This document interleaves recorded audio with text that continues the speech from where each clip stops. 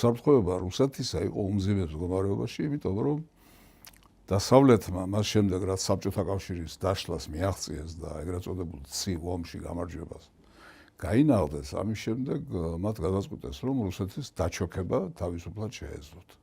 თავისუფლად თუ არა, ყოველ შემთხვევაში ამისი რესურსი მათ ეგონათ რომ ჰქონდათ და მართლაც ჰქონდათ ალბათ. მთელი 10 წელიწადის განმავლობაში. ვიდრე რუსეთის სათავეში იყო ელცინი, მაგრამ 2000 წლიდან, როდესაც პუტინი მოვიდა რუსეთის სათავეში.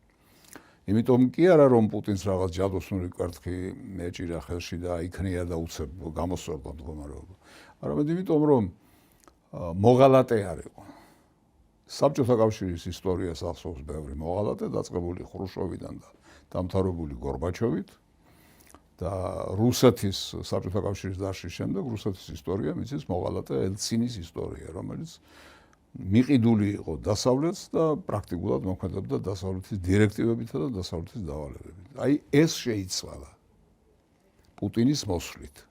2007 წელს მიუნხენის კონფერენციაზე მან გააკეთა ისტორიული განცხადება. ეპოქალური განცხადება. რეალობაში ასაც ხედავთ ბუდიშტი გაწყვეტილებით. ყველაფერი მაშინ ილაპარაკა.